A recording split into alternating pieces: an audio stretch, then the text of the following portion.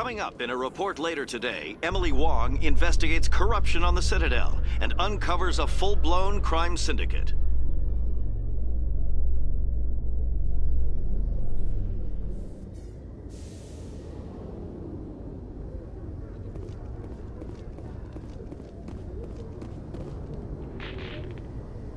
I've got big news for you, Shepard. Captain Anderson is stepping down as commanding officer of the Normandy. The ship is yours now.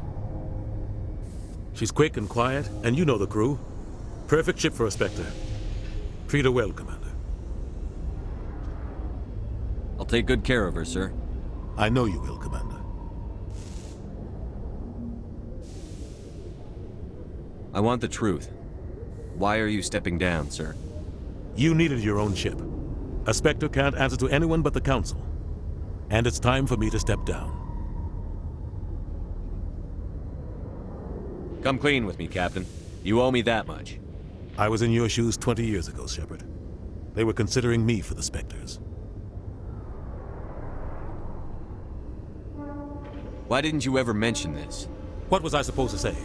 I could have been a Spectre, but I blew it? I failed, Commander. It's not something I'm proud of. Ask me later and I'll tell you the whole story. For now, all you need to know is, I was sent on a mission with Saren, and he made sure the Council rejected me. I had my shot. It came and went. Now you have a chance to make up for my mistakes.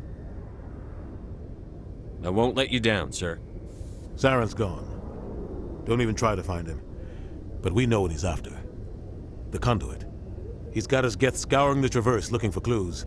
We had reports of Geth in the Pharos system shortly before our colony there dropped out of contact, and there have been sightings around Noveria. Find out what Saren was after on Pharos and Noveria. Maybe you can figure out where the Conduit is before he does. The Reapers are the real threat. I'm with the Council on this one, Shepard. I'm not sure they even exist. But if they do exist, the Conduit's the key to bringing them back. Stop Saren from getting the Conduit, and we stop the Reapers from returning. I'll stop him. We have one more lead. Matriarch Benezia, the other voice on that recording. She has a daughter, a scientist who specializes in the Protheans. We don't know if she's involved, but it might be a good idea to try and find her. See what she knows. Her name's Liara, Dr. Liara Tassoni.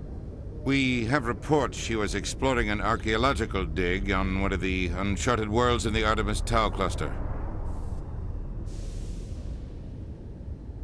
Sounds like we should head for the Artemis Tau cluster. It's your decision, Commander. You're a Spectre now. You don't answer to us. But your actions still reflect on humanity as a whole. You make a mess and I get stuck cleaning it up.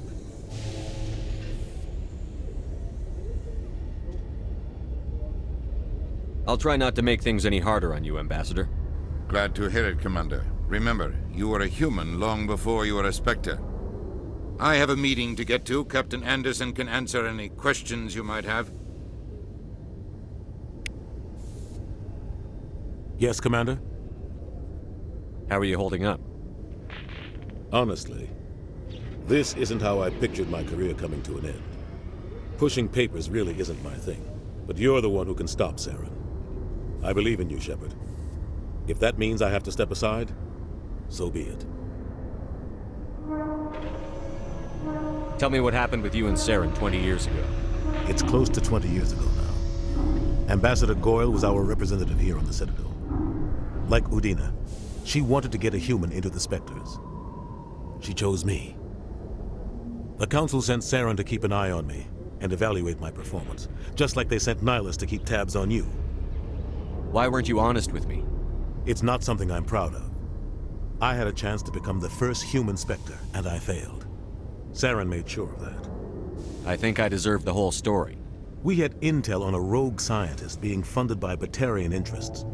He was trying to set up a facility to develop illegal AI technology out in the Verge. Alliance intel had done all the work, but the Council wanted a Spectre involved. We compromised. I was assigned to help Saren in his investigation. We tracked the scientist to a refining facility on Kamala. He was hidden away somewhere inside, protected by an army of Batarian mercenaries. The plan was simple. Sneak into the plant, capture the scientist, sneak back out. quick, quiet, and a minimum of bloodshed. I'm guessing things didn't go as planned. Saren and I split up to cover more ground. Then about halfway through the mission, there was a massive explosion in the refinery core. Officially, it was ruled an accident, but I think Saren detonated it on purpose to draw off the enemy guards. How many casualties? The explosion tore the refinery to shreds. The whole place was on fire. Black chemical clouds poured out into the atmosphere. Nobody inside survived. There was a camp for the workers and their families nearby. Between the fires and the toxic fumes, the final death count was over 500. Mostly civilians. Saren didn't care. The target was eliminated, mission accomplished, and I ended up taking the blame. That ended all talk of me joining the Spectres. Saren caused the explosion. How'd he pin it on you? In his report, Saren accused me of blowing his cover. He said it was my fault the guards were ready for us. He claimed that's why it turned into a massacre. Saren's report was all the proof the Council needed to kill my chances of becoming a Spectre. Don't blame yourself, Captain. I don't. I blame Saren. I think he wanted things to go bad. He was looking for an excuse to blow that refinery. Maybe he just likes the violence. Maybe he was just trying to make me look bad to keep humans out of the Spectres. If so, he pulled it off. Why'd you let him get away with it? Who do you think the Council was going to listen to? Me? Or their best agent? I had a bad feeling about him right from the start. I should have been more careful. Maybe I could have stopped things before they got out of hand.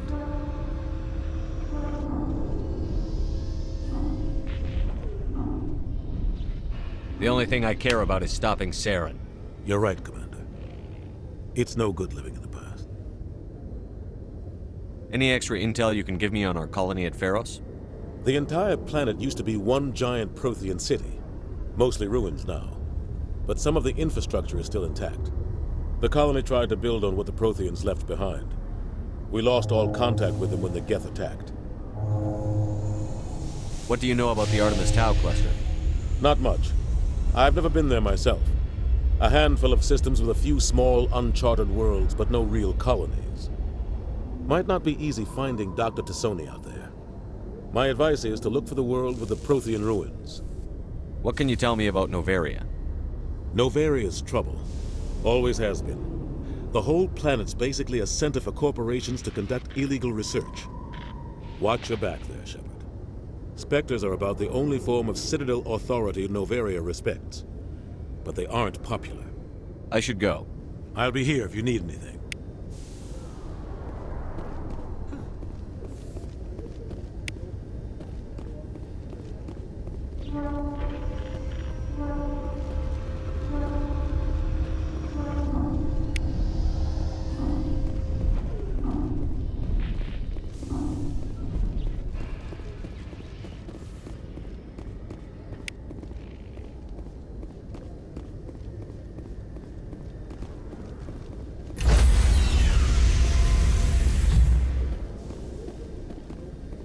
Stand by, shore party. Decontamination in progress. I heard what happened to Captain Anderson. Survives 100 battles and then gets taken down by backroom politics. Just watch your back, Commander. Things go bad on this mission, you're next on their chopping block. Saren's out there somewhere, and we're gonna find him. Everyone on this ship's behind you, Commander. 100%. Intercom's open. If you got anything you want to say to the crew, now's the time. This is Commander Shepard speaking. We have our orders. Find Saren before he finds the conduit. I won't lie to you, crew. This mission isn't going to be easy. For too long, our species has stood apart from the others. Now it's time for us to step up and do our part for the rest of the galaxy. Time to show them what humans are made of. Our enemy knows we're coming. When we go into the Traverse, Saren's followers will be waiting for us. But we'll be ready for them, too. Humanity needs to do this.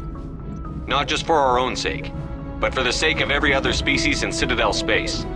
Saren must be stopped. And I promise you all, we will stop him. Well said, Commander. Captain will be proud. The captain's not here. I'm in charge now, Joker, and time's wasting. Get this bird in the air. Yes, sir.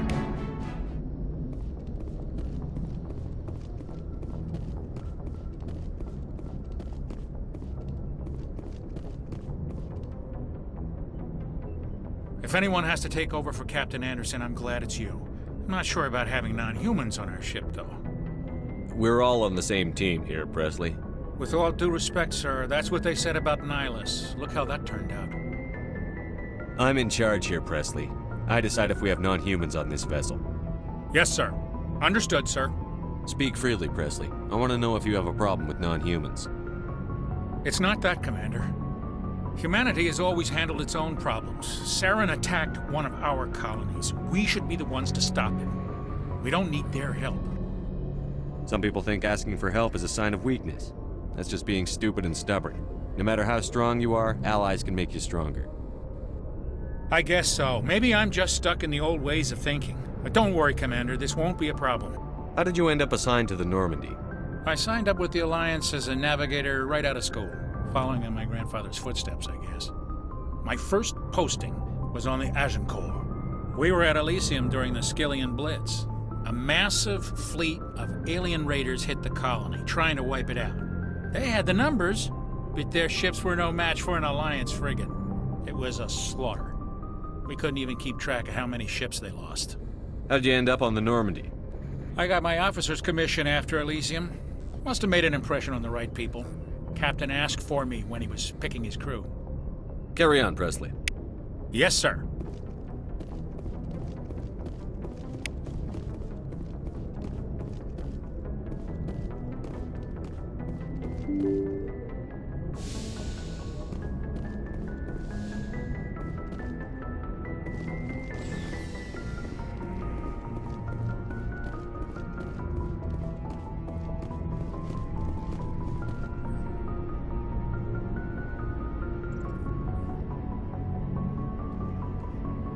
Anything you need, Commander?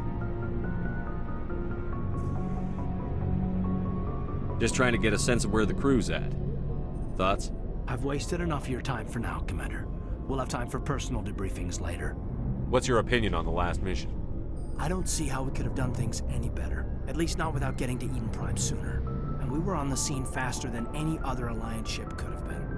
We'll talk another time, Lieutenant. Commander?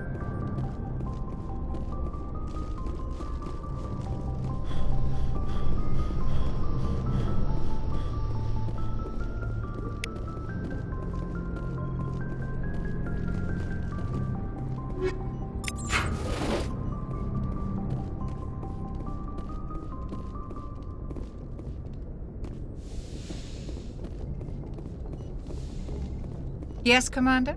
Is there something you need? How well do you know the Lieutenant?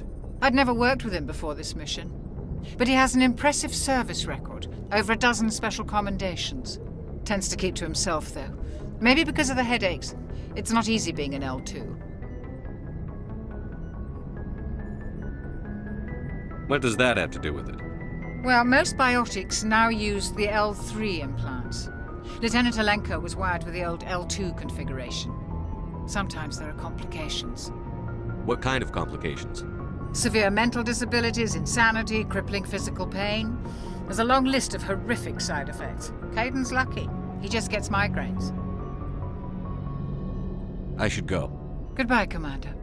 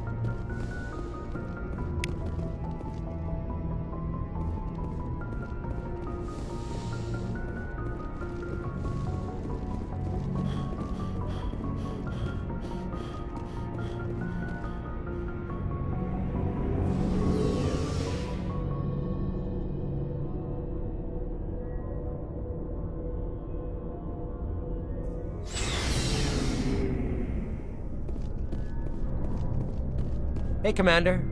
Looking for some extra supplies before you head out? What have you got? Whatever you want. Armor, weapons, mods. It's not standard Alliance issue, but that's not necessarily a bad thing. Well, as long as you don't mind paying for it. Why should I pay you for my weapons and armor? My stuff doesn't come from the Alliance. I have to purchase it myself, and it's not cheap. Hell, the licenses alone have set me back more than I'd like. But no licenses, no goods. Without the goods, I'm out of a job.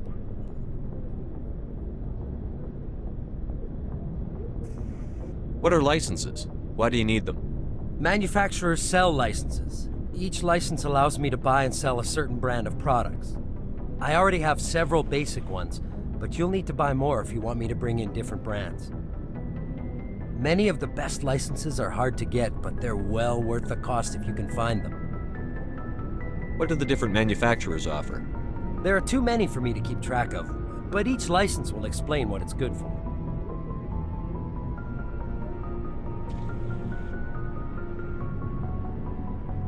What are licenses? Why do you need them?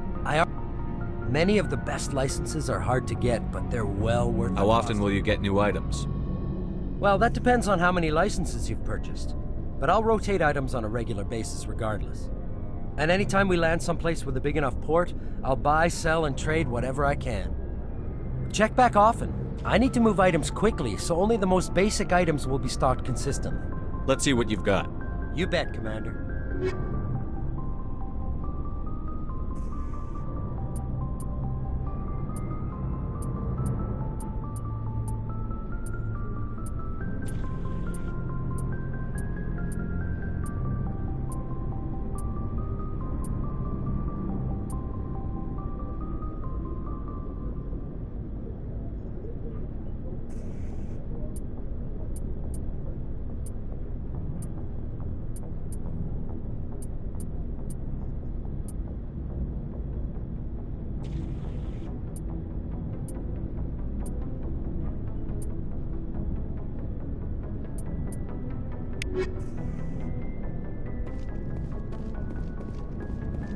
Thanks for bringing me on board, Commander. I knew working with the Spectre would be better than life at CSEC. Have you worked with a Spectre before? Well, no, but I know what they're like. Spectres make their own rules. You're free to handle things your way. At CSEC, you're buried by rules. The damn bureaucrats are always on your back.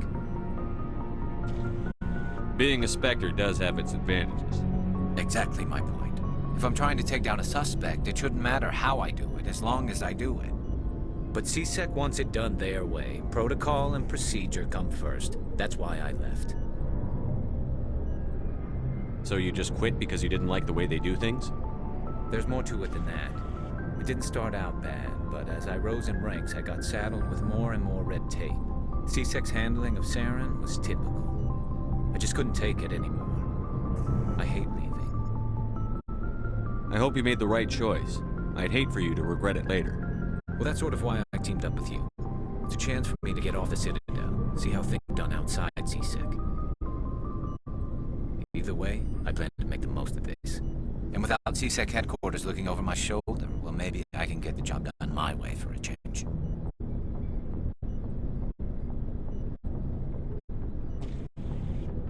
If getting the job done means endangering innocent people, then no. We get the job done right, not fast. Got it? I wasn't trying to. I understand, Commander.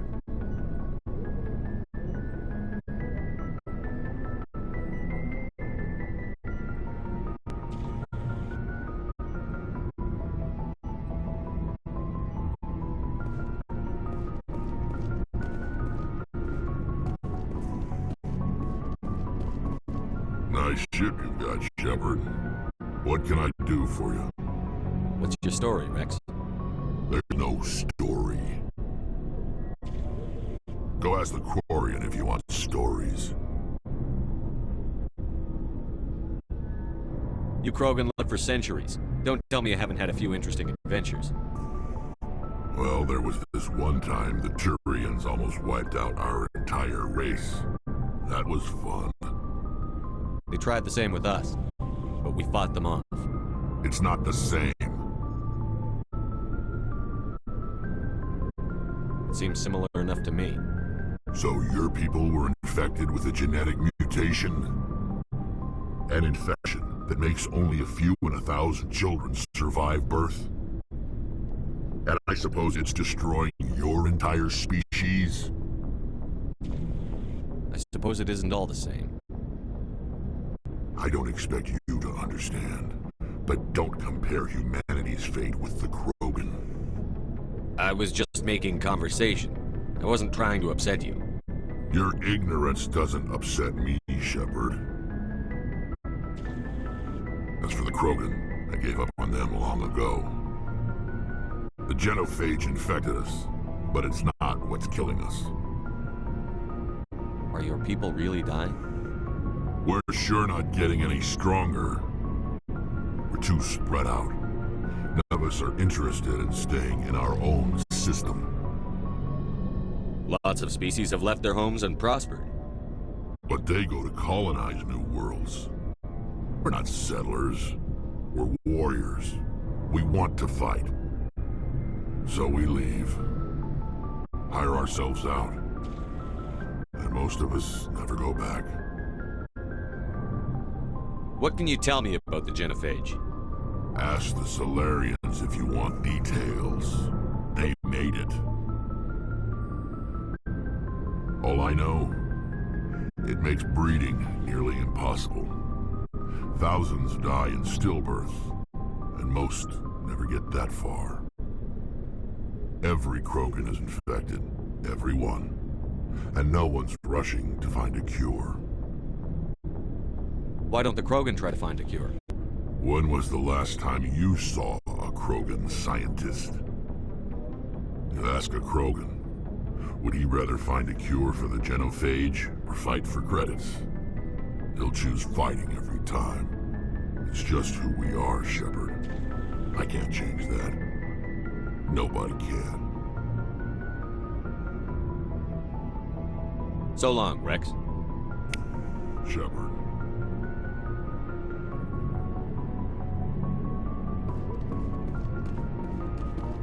Commander?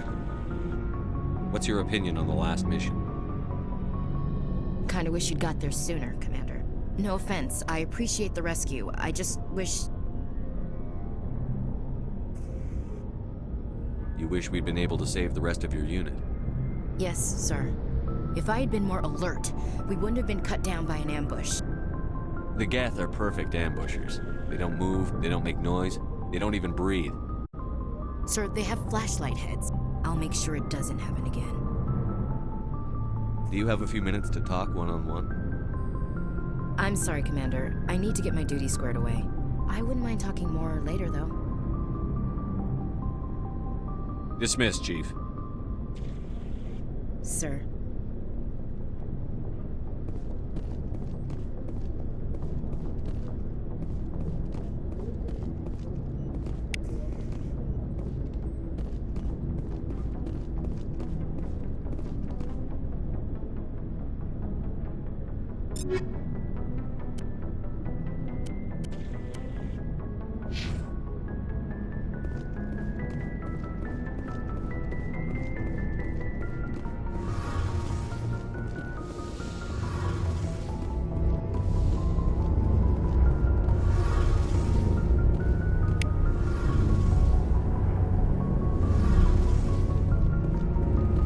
Commander, you know that Quarian, Tali? She's been spending all her time down here asking me about our engines. I'll tell her to leave you alone. What? No, she's amazing. I wish my guys were half as smart as she is. Give her a month on board and she'll know more about our engines than I do. She's got a real knack for technology, that one. I can see why you wanted her to come along.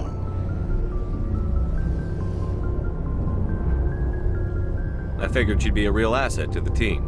You've got an eye for Tali, Commander. But I'm guessing that's not why you came down here.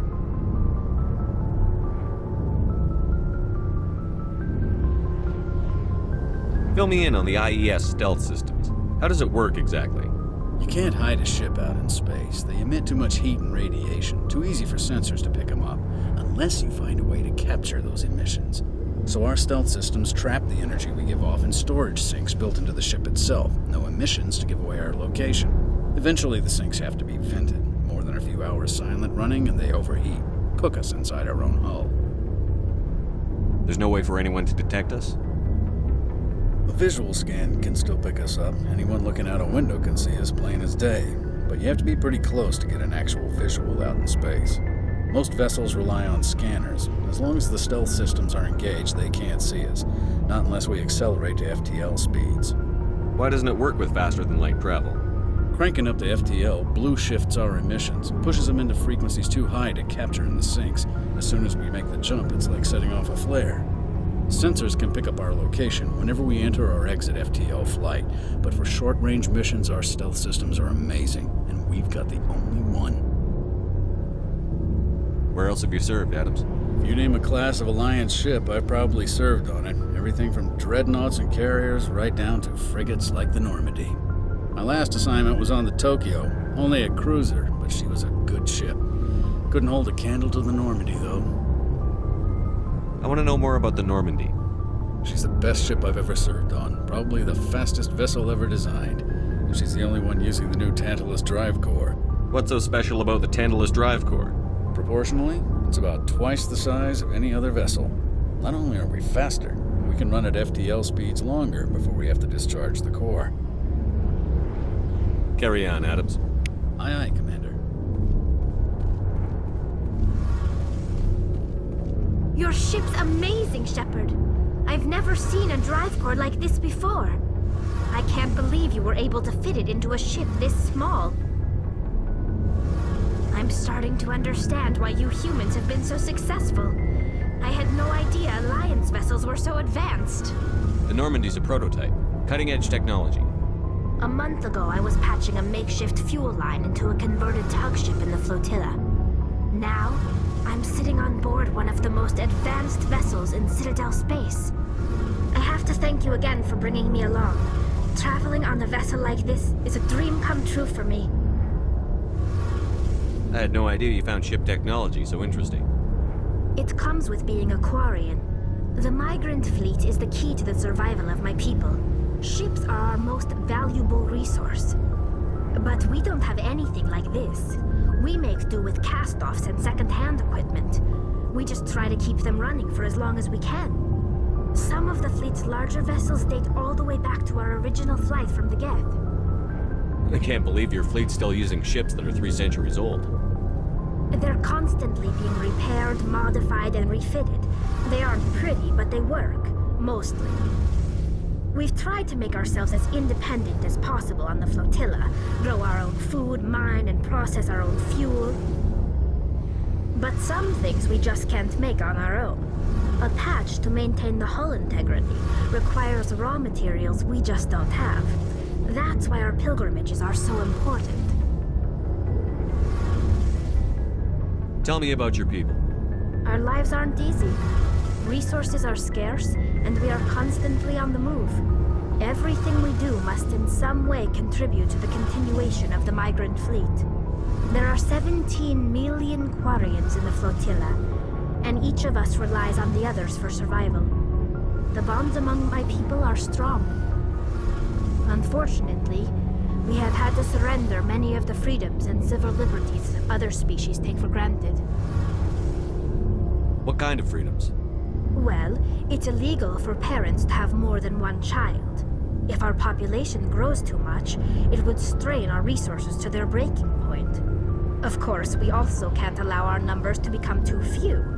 If our population is in decline, the rule against single births is temporarily repealed. In extreme cases of population decline, incentives are even offered to encourage multiple births, though the Conclave hasn't had to take such measures in nearly a century. That's your government. The Conclave is our civilian branch of government. Each ship can elect a representative to serve on the Conclave and make decisions that affect the fleet as a whole. On matters that affect an individual ship, however, the captain has the final say. It's a tradition that dates back to the early days, when the fleet was governed by martial law. Fortunately, most captains nowadays are smart enough to have an elected council from their crew to give them advice and guidance. So the ultimate power rests with elected officials. In practice, The Conclave and the respective council for each ship tend to set the rules that govern our daily lives, but in theory we are still under military jurisdiction. The 5 top-ranking military officials in the fleet serve on the Admiralty Board. These 5 have the power to overrule any decision by the Conclave in case of emergency. To do so requires unanimous agreement among the Admiralty, and they can only do this once. After that, the entire board must resign their posts. It's a safeguard that served us well. In nearly 3 centuries, the Admiralty Board has only overruled the Conclave 4 times. I want to know more about the pilgrimage. When my people reach maturity, we leave our birth ships and seek acceptance with a new crew. It's necessary to maintain genetic diversity among the fleet. But no ship wants to accept someone who will be a burden on them. So, to prove our worth, we embark on a pilgrimage. We set out alone, leaving the flotilla and our families behind us. We only return once we have found something of value we can bring back to the fleet. This is presented as a gift to the captain of the respective ship we wish to join. If the gift is accepted, we are welcomed into the crew. Can a captain choose to reject the gift? That doesn't happen often. Most captains are eager to increase the size of their crew. It increases their own standing in our society. Even when a gift is not particularly valuable, the captain usually accepts it out of a sense of tradition. However, there is a stigma to presenting a substandard gift. It's not the best way to make a good impression on a new community. Most pilgrims don't return until they find something worthwhile.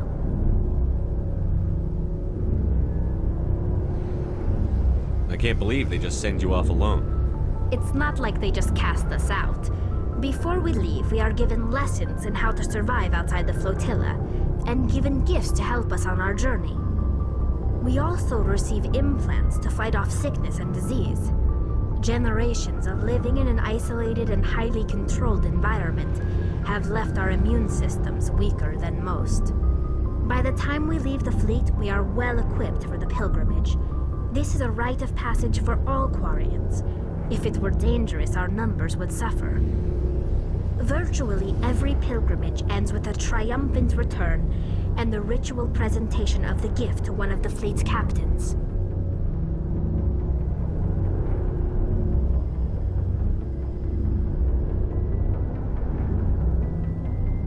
I want to talk about something else. Like what? I should go. See you later.